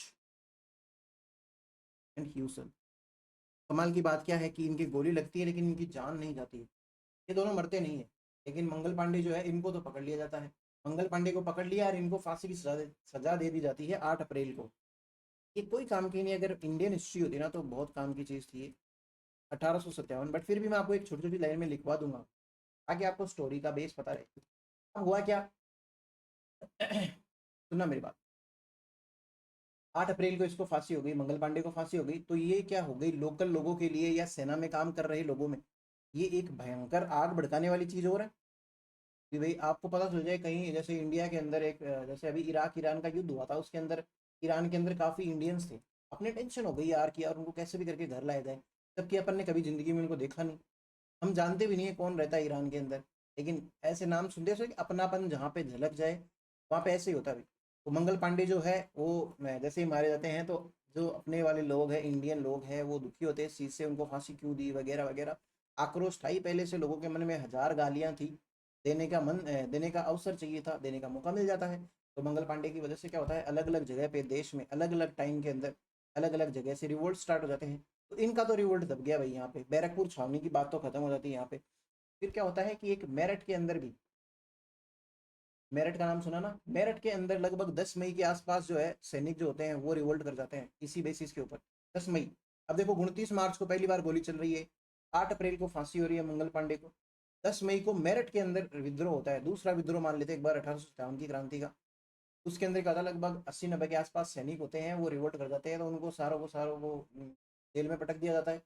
उनमें से दो चार एक होते हैं उनको रिलीज भी कर दिया जाता है कि भाई इन्होंने कोई नाटक नहीं किया था, इन्होंने कोई विद्रोह नहीं किया था, ऐसे होता ना कई लोग, वो छोड़ दिया। फिर बाद में लोग उनको ताने मारते थे कि भाई आप तो ऐसे ही हो, अंग्रेजों के तलवे चाटते रहते हो वगैरह वगैरह, आपके भाई तो जेल के अंदर बैठे हो और आप बाहर घूम रहे हो, शर्म नहीं आती रही है वो, ऐसी चीज़ों की वजह से उनके क्या बोलते हैं उनको, खून खोल गया, जो होती है ना एक जमीर पे एक तमाचा सा लगा।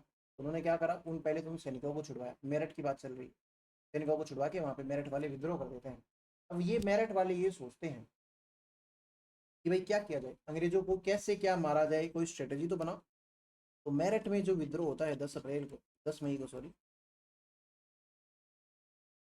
ये चीज जो है इन लोगों के मन में एक सवाल पैदा करती है कि यार अंग्रेज नहीं तो क्या, अंग्रेज को हटाएं तो कोई तो ऐसा चाहिए जो हमें प्रोटेक्शन दे। ये मराठों के पास जाएंगे क्या, क्यों जाएंगे भाई मराठों के पास में, मराठों के पास क्यों जाए, हम ऐसी जगह पे जाते हैं जहाँ पे पहले से कोई राज कर रहा हो, कोई बढ़िया से ऐसे, तो जिसने कभी पहले ऐसे राज किया हो, जिसको नॉलेज हो। तो ऐसा कोई एक आदमी था, तो वो थे मुगल। मुगल रियासत कहाँ है, दिल्ली के अंदर है। तो मुगलों के पास में जाने का फैसला लेते हैं भैया कि भाई हम क्या करते हैं, दिल्ली चलते हैं, हम क्या करेंगे, वहाँ का जो बहादुर शाह जफर जो है राजा है इस टाइम पे, सो कॉल्ड राजा है भाई दिल्ली सल्तनत का या भारत का, उसके पास जाएंगे और उसको बोलेंगे कि भाई तू है ना, अब एक काम कर, तू थोड़ा सा अब वो ले, चिंता में ले इस बात को और वापस से रूल कर, भारत तेरे कब्जे में ले, अंग्रेजों के कब्जे में नहीं रखना हमें, बाहर वाला क्यों राज करेगा, तू खुद राज कर। ठीक है। तो ऐसे एक पर्पज से कहाँ जाते हैं, दिल्ली के अंदर जाते हैं, बहादुर शाह जफर के पास में जाते हैं।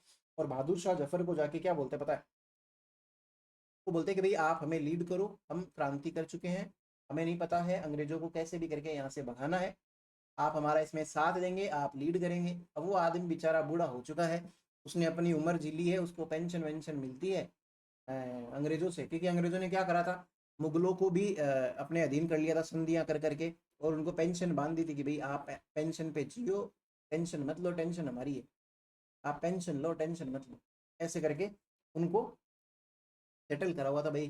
बहादुर शाह जफर ने बोला कि भाई मेरे को पेंशन तो दोगे क्या, राजा मतलब मैं वापस राजा बनाऊँ। वो क्या यार, तेरे को हम राजा बना रहे हैं, तेरे को पेंशन की चल रही है अभी भी, बन जा चुपचाप राजा। फिर बाद के अंदर ये राजा बन जाता है। मतलब ये एक्सेप्ट कर लेता है कि हाँ भाई मैं आपकी इस क्रांति का लीडर हूँ। आफ्टर द विक्ट्री मैं यहाँ का क्या करूँगा, इंडिया का रूलर बनूंगा फिर से, और हम क्या करेंगे, देश को वापस से ठीक करेंगे, ये ब्रिटिशर्स को यहाँ से भगाएंगे। बहादुर शाह जफर जो है उसके पास जाना है हमें। अब क्रांति का एक केंद्र हो गया बहादुर शाह जफर। ये क्या है, मुगल है भाई। इसकी एक वाइफ भी रहती है।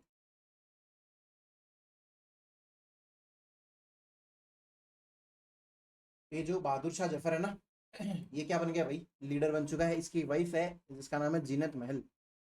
वो भी काफ़ी इसको सपोर्ट करती है इस रिवोल्ट के लिए कि भाई अपने को राजा बनने का मौका मिल रहा है, तो मतलब लीड करने का मौका मिल रहा है, वापस से रूल करने के अंदर आ जाएंगे तो करना भाई, क्यों मना कर रहा है। तो ये बंदा क्या कर लेता है, एक्सेप्ट कर लेता है इस बात को। हमारे राजस्थान के अंदर भी यही हुआ। 10 मई को यहाँ पे ये हुई, क्या बोलते हैं इसके अंदर, मेरठ के अंदर रिवोल्ट।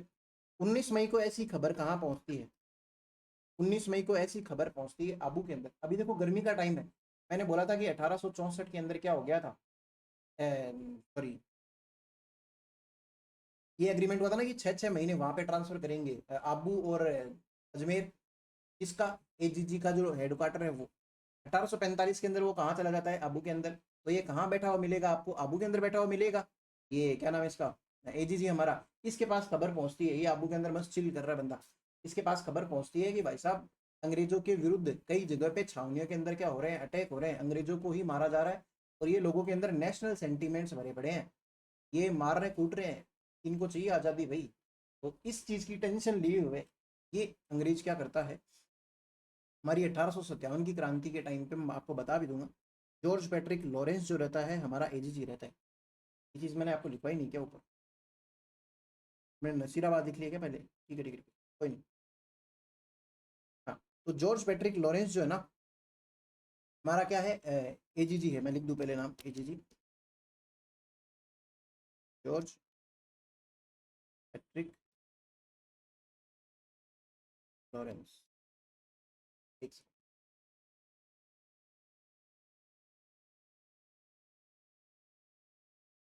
हम्म, कि जॉर्ज पैट्रिक लॉरेंस कहाँ बैठा है, आबू के अंदर बैठा है। और इसको पता क्या चल जाता है कि छावनी मतलब रिवोल्ट हो चुका है, राजस्थान के अंदर ना हो जाए भाई, इस चीज़ के जाप्ते करो भाई, इंतजाम करो। मैंने आपको बताया था कि अजमेर जो है मेन सेंटर था हमारे राजस्थान के अंदर। अंग्रेजों का मेन जो अड्डा है ना, अजमेर का जो दुर्ग है वो है। अजमेर के अंदर ही इनके सारे मेन वो पड़े हैं, हथियार पड़े हैं, गोला पड़े हैं, बारूद पड़े हैं, काफ़ी सारी मात्रा में तोप वगैरह पड़ी है। इसको टेंशन हो जाती है कि भाई, तो आपको सीधी सी बात बताए ना भाई, अब आपके पूरे घर के अंदर मान लेते हैं किसी एक कमरे के अंदर हथियार पड़े हैं बहुत सारे, गोला बारूद वगैरह, बंदूकें वगैरह। अब मान लो युद्ध छिड़ जाए, आप कहाँ भागोगे, सबसे पहले उधर ही तो भागोगे। रसोई में थोड़ी भागोगी, 1 किलो आटा ले आऊँ, चीनी ले आऊँ, फेंक के मारूंगा दुश्मन पे, ऐसा तो थोड़ी करोगे। तो वही चीज़ ये है कि ये टेंशन में आ जाता है कि भाई राजस्थान के अंदर अगर रिवोल्ट होगा तो कहाँ से हो सकता है स्टार्ट, अजमेर से हो सकता है। तो ये भागता है अजमेर। अजमेर जाके ये सूचना पहुँचाता है। अजमेर जाके ये क्या सूचना पहुँचाता है, वहाँ पे आई बैठी हुई है एक, अभी अजमेर में पहुँच चुके हैं हम, राजस्थान की बात चल रही है, 19 मई की बात चल रही है। हाँ, ये क्या करता है अजमेर के अंदर, एक 15वीं नेटिव इन्फेंट्री आई हुई है, जैसे 34वीं नेटिव इन्फेंट्री है पैदल से ना, 15वीं नेटिव इन्फेंट्री आई हुई है ताजा ताजा। और आई कहाँ से, ये चीज देखना, ये इंपॉर्टेंट है। ये मेरठ से आई है भाई। अब आप सोचो मेरठ के अंदर 10 मई को रिवोल्ट हुआ है, वहां से एक सेना की टुकड़ी यहाँ पे आई है। तो भाई साहब आपने तो एक तरीके से गोला बारूद के पास में चिंगारी बिठा रखी है। एजीजी ने जो भी फैसला लिया जॉर्ज पैट्रिक लॉरेंस ने, वो बहुत बढ़िया लिया। क्या लिया इसने, क्या किया, इसने बोला कि ये 15वीं नेटिव इन्फेंट्री को जल्दी से जहां पे ट्रांसफर किया जा सके वहां पे ट्रांसफर करो। कहाँ पे ट्रांसफर करोगे जल्दी से जल्दी, पास में तो भाई साहब नसीराबाद पड़ता है, नसीराबाद छावनी भेज दो चलो इसको। तो इनको कहाँ भेज दिया जाता है, नसीराबाद छावनी के अंदर। अभी नसीराबाद आ चुके हैं। नसीराबाद में इनका स्वागत तालियों से नहीं होता है, इनको बोलते हैं कि भाई साहब अपने हथियार जमा करा दो। इनको बोलते हैं यार हथियार जमा करा दो। अब सैनिकों को आप बोलो कि हथियार जमा करा दो, क्या फायदा। कोई क्रिकेटर है ना, उसको कोई बोल दे यार तेरे बैट बॉल वगैरह, या फिर बैट्समैन है विराट कोहली, उसको बोल दे यार तेरे जितने भी बैट है ना सारे जमा करा दे। इससे क्या मतलब है, आप यही तो चाहते हो ना कि वो खेले ना। हथियार ले लिया, इसका मतलब क्या है, 15वीं नेटिव इन्फेंट्री को एक तरीके से इनडायरेक्टली कहा गया है कि भाई तू अब शांति रख, तू तुझे हथियार नहीं दे सकते, कोई तो कोई रीजन दिमाग में सीधा से यही है। फिर दूसरी चीज क्या है, वहां पे एक बॉम्बे लांसर्स करके एक सेना ऑलरेडी तैनात है नसीराबाद के अंदर। बॉम्बे लांसर्स को क्या बोला गया कि भाई हथियार तानो, भयंकर हथियार, मतलब एकदम अटैक अलर्ट मोड में आ जाओ, ताकि टुकड़ी आपस में देखेगी यार कि मेरे को तो बोल रहे हैं कि सारे के सारे हथियार डाल दो, और इनको बोल रहे हैं कि भाई साहब हथियार तान लो। अब आप खुद सोचो, एक एरिया के अंदर आप हो, एक सेना में आप हो, दूसरी सेना में मैं हूँ, मेरे को बोला गया कि भाई हथियार तान लो, आपको बोला हथियार गिरा दो। क्या मतलब है इसका? आप ही के ऊपर कुछ ना कुछ अटैक, या फिर आप ही के ऊपर वो कर गन पॉइंट रखा जा रहा होगा, इसीलिए भाई दूसरी चीज उनको अटपटी लगी। तीसरी क्या है, ये इसकी प्रोटेक्शन के लिए अजमेर और ये जो नसीराबाद है ना, इनकी प्रोटेक्शन के लिए बाहर से सेनाएं बुला ली। कहाँ से? एक तो ब्यावर से बुला ली मेयर बटालियन, इधर एक लोकल लगी, वो चीज़ें मैं आपको आगे लिखा दूंगा। मेयर बटालियन जो है उसको कहाँ से बुला लिया? ब्यावर से बुला लिया। और एक इवन गुजरात के अंदर इन अंग्रेजों की एक बहुत शानदार सेना है, डीसा की सेना, डीसा को बुला लिया गुजरात से, सेना का ही नाम भाई। और गुजरात के अंदर डीसा शहर भी बसा हुआ है। कौन सी नदी के किनारे बसा हुआ, कोई बता सकता है क्या?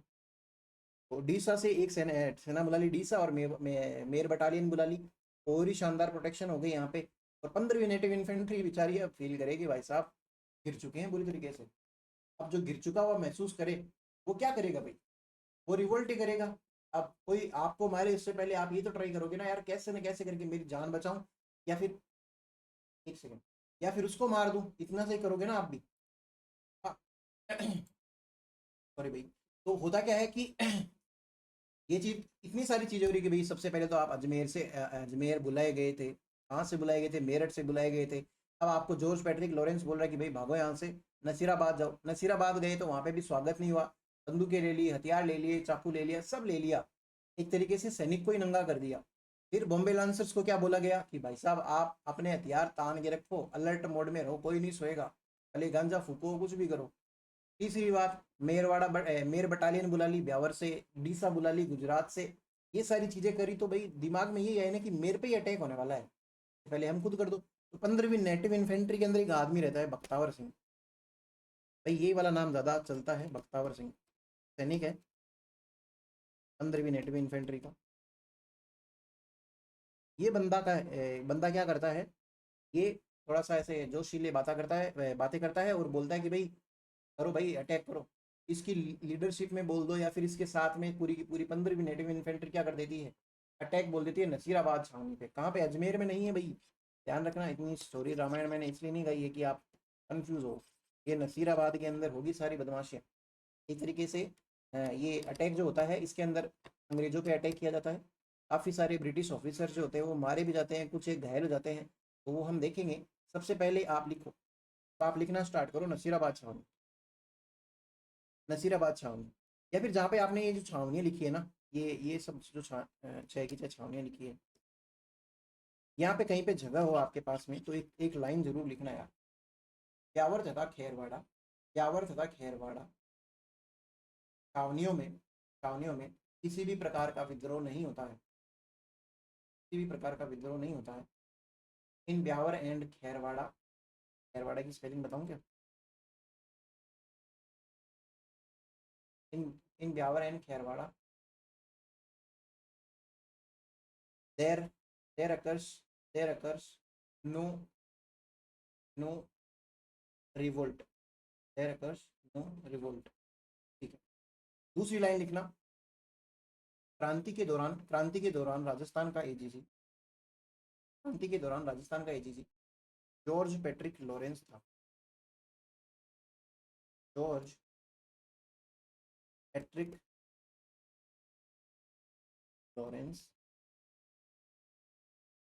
सिंपल सी बात लिख सकते हैं, during the revolt, during the revolt AGG of Rajasthan was George Patrick Lawrence. मेरे पीछे नाम है, मैं ऊपर कर देता हूँ, देख सकते हैं आप, ऊपर देखो एकदम ऊपर, ये वाला जॉर्ज पैट्रिक लॉरेंस। ये लिखो भाई। अब नसीराबाद के बारे में लिखना स्टार्ट करो, नसीराबाद के बारे में लिखना स्टार्ट करो। आप लिखना भाई, मंगल पांडे, लिखना भाई, बैरकपुर छावनी, बैरकपुर छावनी की, बैरकपुर छावनी की 34वीं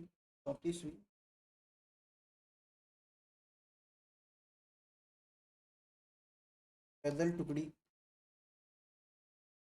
तो आप ऐसे भी लिखेंगे नेटिव इन्फेंट्री, हिंदी वालों की बात चल रही है, नेटिव इन्फेंट्री, या हिंदी में भी ऐसे भी लिख सकते हो NI, पैदल टुकड़ी के एक सैनिक, के एक सैनिक मंगल पांडे, मंगल पांडे चर्बी वाले कारतूसों से, चर्बी वाले कारतूसों से क्रोधित होकर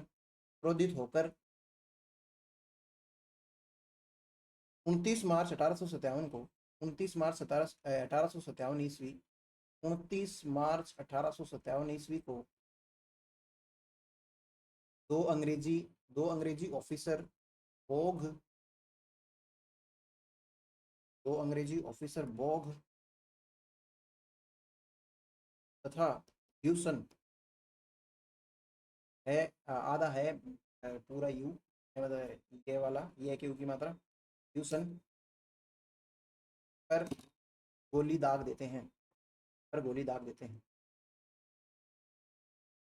इन Barrackpore cantonment, in Barrackpore cantonment, in Barrackpore cantonment the 34th native infantry, NI लिख लेना आगे से हर जगह, the 34th native infantry,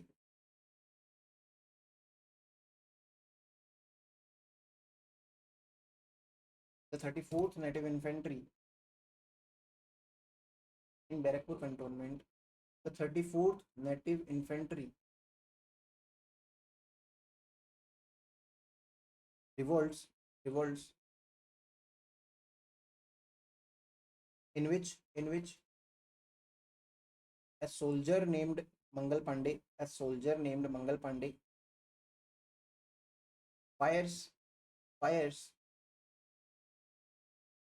on English officers Baugh and Hewson, आपके सामने पिंक कलर में नाम लिखा हुआ है, Baugh and Hewson, fires on Baugh and Hewson because of the greased cartridges, because of the greased cartridges, and the revolt of 1857 begins, और 1857 की क्रांति का शंख बज जाता। 29 मार्च लिखा क्या आपने? ब्रैकेट में लिख लेना भाई, अगर नहीं मेरे से मिस हो गया हो तो। 8 अप्रैल 1857 को, 8 अप्रैल 1857 को मंगल पांडे को फांसी दे दी जाती है, फांसी दे दी जाती है, जिसकी वजह से यह क्रांति, यह क्रांति भड़क जाती है, भड़क जाती है। On 8th April 1857 AD, on 8th April 1857 AD, this sorry, Mangal Pandey was executed, या hanged लिख सकते हो, hanged, HUNGED, hanged, and the revolt fires up,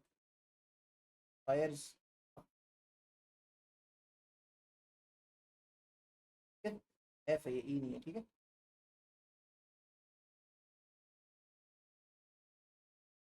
10 मई 1857 को, 10 मई 1857 को मेरठ में भी सैनिक विद्रोह कर देते हैं, मेरठ में भी सैनिक विद्रोह कर देते हैं, जिसके बाद वे वे बहादुर शाह जफर, मुगल बादशाह बहादुर शाह जफर को, मुगल बादशाह बहादुर शाह जफर को अपना अपना लीडर मानते हुए, या नेतृत्वकर्ता मानते हुए, नेतृत्वकर्ता मानकर,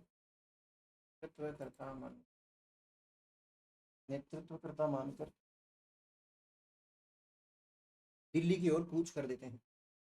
तो अब इनका सबका ना यही मोटिव रहेगा कि हमें दिल्ली चलना है, दिल्ली चलना है, और वहां पे जाके बहादुर शाह जफर के पास में जितने ज़्यादा इकट्ठे हो सके उतने जाए। आगे मैं बताऊंगा इसका क्या, तब कोई सेंस बनता नहीं ऐसी चीज़ों का। कोई 10 तारीख को आ रहा है, कोई 9 तारीख को आ रहा है, ऐसे अलग अलग टाइम पे आ रहे हैं, तो क्या फ़ायदा जब मेल हो गई उसके बाद में जिम में जाओगे तो। ऐसी सी बात है, खैर छोड़ो। On 10th May such revolt also such revolt also happen in Meerut on 10th May such revolt on 10th May 1857, लिखो तो लिख लो वरना आपको पता है टफ की क्रांति जब। such revolt happens in Meerut also and soldiers declares soldiers declare soldiers declare Mughal emperor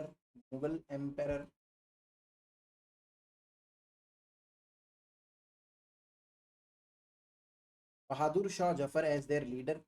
Mughal emperor Bahadur Shah Jafar as their leader, and they march march मार्च का महीना वाला मार्च टुवर्ड्स दिल्ली, मार्च टुवर्ड्स दिल्ली। ठीक है। राजस्थान में क्रांति की खबर, राजस्थान में क्रांति की खबर 19 मई को एजीजी जॉर्ज पैट्रिक लॉरेंस को आप ऐसे लिख लेना भाई, George Patrick Lawrence, GPL, Gokuldham premier league, George Patrick Lawrence GPL. Rajasthan में क्रांति की खबर 19 मई को एजीजी जीपीएल को होती है, जिसके तहत वे जिसके तहत वे कुछ जिसके तहत वे निम्न फैसले लेते हैं। The information of 1857 revolt the information of 1857 revolt arrives arrives to AGG GPL of Rajasthan, AGG GPL of Rajasthan, and he orders following order. He orders following orders. समझ में आई बात क्या कहना चाह रहा हूँ? लिखो भाई, हिंदी वाले पहले लिखो, कौन से निम्न आदेश आते हैं। पहला लिखो, मेरठ से आई हुई सॉरी मेरठ से आई हुई मेरठ से आई हुई 15वीं एनआई को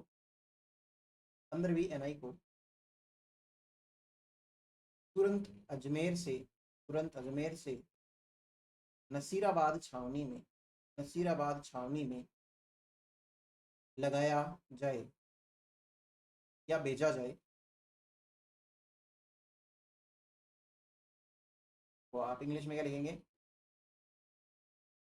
15th native infantry, 15th NI English वाले लिखो, 15th एनआई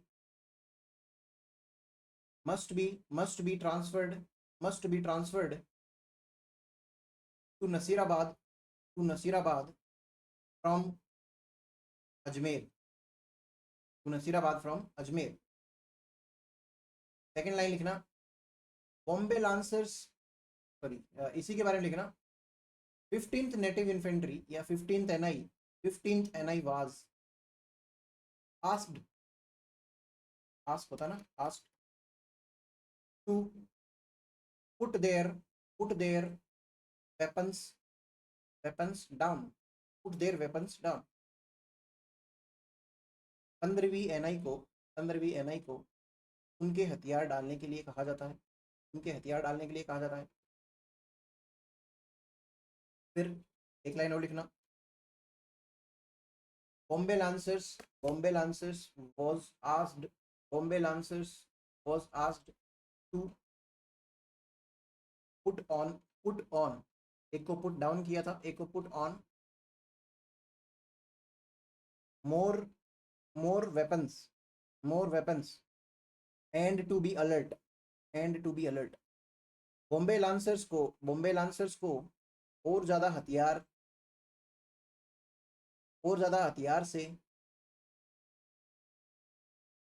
लैस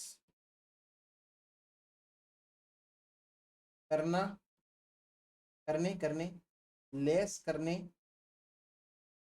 व सतर्क रहने को कहा, व सतर्क रहने को कहा। ब्यावर से, नेक्स्ट लाइन लिखना, ब्यावर से मेर बटालियन, ब्यावर से मेर बटालियन तथा गुजरात से डीसा डीसा सैन्य टुकड़ी को नसीराबाद नसीराबाद आमंत्रित किया गया, तो नसीराबाद आमंत्रित किया गया।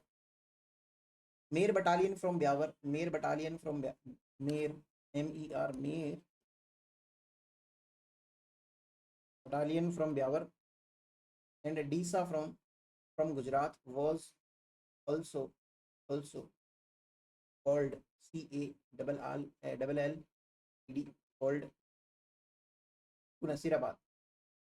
ठीक है, सिक्योरिटी टाइट कर दी भाई।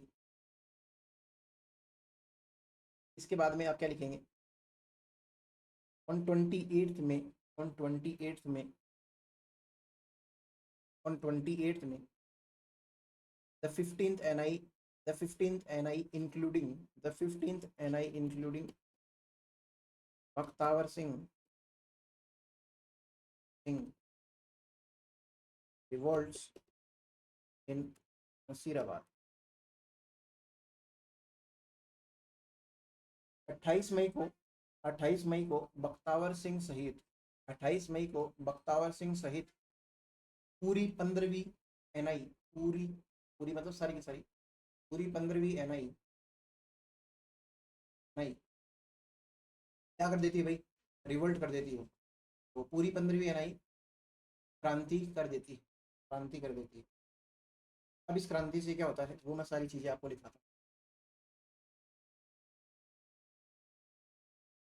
रिजल्ट्स लिखना, एक छोटी सी हेडिंग बना के, कोई बहुत बड़ी नहीं, इसी के अंदर नसीराबाद में results.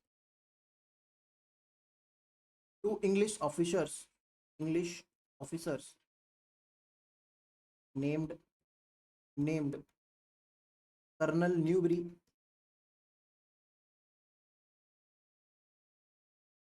And स्पॉटिशवुड,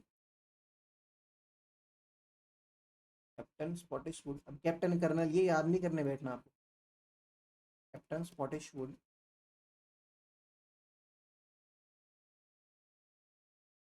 died died died in the revolt, died।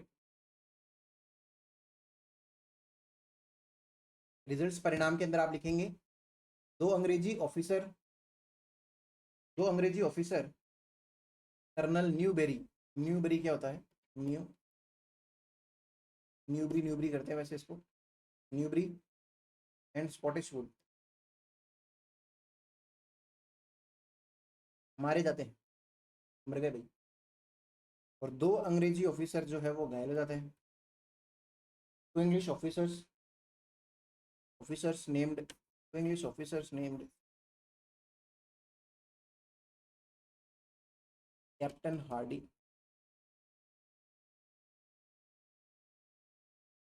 Lieutenant Locke and captain Hardy, Locke and Hardy ऐसे याद रखना। लॉक ताला जो है वो हार्ड था, ऐसे ऐसे याद रह जाएगा कि ये दोनों जो थे वो इंजर हुए थे, बाकी के वो जो दो थे NS वो मारे गए, न्यूबरी और स्पॉटिशवुड। क्या लिखा हुआ था, दो, two English officers named lieutenant Locke and captain Hardy got injured, got GOT injured. दो अंग्रेजी ऑफिसर्स लेफ्टिनेंट लॉक, लॉक था कैप्टन हार्डी मारे जाते हैं, सॉरी घायल हो जाते हैं, घायल हो जाते हैं। देखा, फिर उसके बाद में एक जना और है, उसका नाम है कैप्टन पेनी। आप कैप्टन पेनी के बारे में लिखेंगे, एक अंग्रेजी ऑफिसर, एक अंग्रेजी ऑफिसर पेनी भागते समय, भागते समय हार्ट अटैक या दिल के दौरे से, दिल के दौरे से मारा जाता है। डोकरा होगा बेचारा, भाग रहा होगा तो गोलियों की आवाज़ सुनी, धाएं धाएं करके उधर ही उसके दिल में धाएं धाएं हो गई। एक अंग्रेजी ऑफिसर कैप्टन पेनी दिल के दौरे की वजह से मारा जाता है। इंग्लिश में क्या लिखेंगे? Captain sorry an English officer, an English officer, an English officer named Penny, Penny dies, dies due to heart attack, due to heart attack while running, while running भागते समय कैसे मारा गया बेचारा? हार्ट अटैक से मारा गया। तो देखो कैसे कैसे अंग्रेज जो थे वो राजस्थान में थे। सुनना मेरी बात में, राजस्थान वालों को इतना परेशान होने अंग्रेजों ने किया नहीं। रिवोल्ट हो गया, उसमें क्या हो रहा है, सैनिक वगैरह किसको गोलियों से मारना, मतलब हिंसक हो रहा है भाई सेना। दुखी तो थे ही। वैसे तो ये 15वीं नेटिव इन्फेंट्री मेरठ से आई थी, राजस्थान की नहीं थी, लेकिन फिर भी लोग तो क्या बोलते हैं उसमें राजस्थान वाले भी थे। होता क्या है कि इसमें जो 15वीं नेटिव इन्फेंट्री है उसके अलावा नसीराबाद में एक और थी 30वीं नेटिव इन्फेंट्री, 30th NI, वो भी इनका साथ देती है। और वो सारे ये लोग मिलके मारा कुटी करके यहाँ से कहाँ जाते हैं? दिल्ली। सबको पता है कहाँ जाना है? दिल्ली। लीडर कौन है? बहादुर शाह जफर। बहादुर नहीं है शायद, उम्र हो चुकी है, खैर जो भी है। आप लिखो 30वीं, 30वीं NI, 30th NI है ना, 30वीं NI, 30वीं NI 15वीं NI के साथ मिलकर, 15वीं NI के साथ मिलकर 30 मई, 30 मई को दिल्ली की ओर कूच कर जाते हैं, दिल्ली की ओर कूच कर जाते हैं। और ब्रैकेट में लिख लो 18 जून को वो दिल्ली पहुंचते हैं, मतलब एक तरीके से ऐसे लिखना 18 जून को पहुंचते हैं, ऐसे करके लिख लो छोटा सा। अब देखो एक चीज़ सोचो, इससे क्या आइडिया लगता है, मैं क्यों लिखवा रहा हूँ? ऐसा कोई एग्जाम में नहीं पूछा जाएगा, मोस्ट प्रोबेबली नहीं पूछा। 30 मई को निकलते हैं, दिल्ली कब पहुंचते हैं? 18 जून को, अपने हिसाब से। कोई कब आ रहा है, कोई कब आ रहा है। जैसे वो 10 मई के वहाँ पे रिवोल्ट हुआ था, वो लगभग 15-1 मई के आसपास तो वहाँ पे पहुँच चुके थे, दिल्ली पहुँच गए थे। कोई 15 मई को आ रहा है, कोई 10 मई को आ रहा है, कोई कब आ रहा है, तो थोड़ी रिवोल्ट होता है। मैं क्या लिखा रहा था? हाँ, the 30th NI, the 30th NI also joins the revolt with, also joins the revolt with the 15th, the 15th, 15th 15वीं, the 15th NI, and on 30th May, on 30th May they march toward, they march towards Delhi altogether, they march towards Delhi altogether। देखो वैसे याद भी bracket में लिख लेना 18 जून को दिल्ली पहुंचते हैं, याद भी रह जाएगा। 30वीं नेटिव इन्फेंट्री है और 30 मई को ये मूव कर रही था इस तरीके से, है ना। उस टाइम पे ना, जैसे मैंने आपको बोला था कि वो कौन है, AGG है जॉर्ज पैट्रिक लॉरेंस, आबू के अंदर मजे ले रहा था 19 मई को। लेकिन होता क्या है कि अजमेर के अंदर भी तो कोई अंग्रेज ऑफिसर चाहिए। उस टाइम पे एक तात्कालिक अंग्रेज ऑफिसर था जिसका नाम है डिक्सन, डिक्सन नाम था। तो आप ये चीज़ और लिखना भाई, colonel Dixon, colonel Dixon, Dixon उस समय अजमेर मेरवाड़ा का, आप लिखना मैं बताता हूँ फिर। अजमेर लिखना भाई पहले, अजमेर मेरवाड़ा, ये एक ही नाम है, दो नहीं है। अजमेर मेरवाड़ा का तात्कालिक, तात्कालिक कमिश्नर था, तात्कालिक या तत्कालीन कमिश्नर था, कमिश्नर। ध्यान में रखना भाई अजमेर का। इंग्लिश में लिखना कर्नल डिक्सन, कर्नल की स्पेलिंग आती है ना, COLONEL। Colonel Dixon was, Dixon was then commissioner, then THEN, then commissioner. Hindi में लिख लेना तत्कालीन, then commissioner of Ajmer Merwara, of Ajmer Merwara. That time ऐसे करके लिख लेना आपने, ऑन दैट टाइम, या फिर बाद में लिख लेना on that time. Ajmer Merwara क्या है भाई? अजमेर जो है, अजमेर मेरवाड़ा करके अंग्रेजों ने एक नाम बना दिया अजमेर का ही। इस एरिया को क्या कहा जाता है? एक तरीके से राजस्थान के अंदर ये एक ऐसा एरिया है जो किसके कंट्रोल में है? ब्रिटिशर्स के कंट्रोल में। बाद में फ्यूचर में जब ये एकीकरण वगैरह पढ़ेंगे ना, उसमें ये क्या है, ये एक प्रकार से एक यूनियन टेरिटरी है। यूनियन टेरिटरी समझते हैं ना, इसके ऊपर किसका कंट्रोल होता है? सेंट्रल गवर्नमेंट का कंट्रोल होता है। तो डायरेक्ट अजमेर मेरवाड़ा पे किसका कंट्रोल है? अंग्रेजों का ही तो ना। एक तरीके से यूटी कहलाएगी, यूनियन टेरिटरी। वो हम बाद में देख लेंगे। अजमेर मेरवाड़ा आपको समझ में आ गया होगा होपफुली। तो ये सब बात अभी एक बार के लिए नसीराबाद हमने क्रांति को स्टार्ट करा दिया है। अंग्रेजों ने जो है, अंग्रेजों ने नहीं, सेनाओं ने क्या है, विद्रोह कर दिया है अंग्रेजों के खिलाफ। और कुछ कुछ जगह पे हिंसा भी हुई है, कुछ एक मारे गए, कुछ एक घायल हुए। लेकिन ये चीज़ें यहाँ पे रुकेंगे नहीं, आगे भी बढ़ेगी। नेक्स्ट क्लास के अंदर हम इसको और आगे कंटिन्यू करेंगे।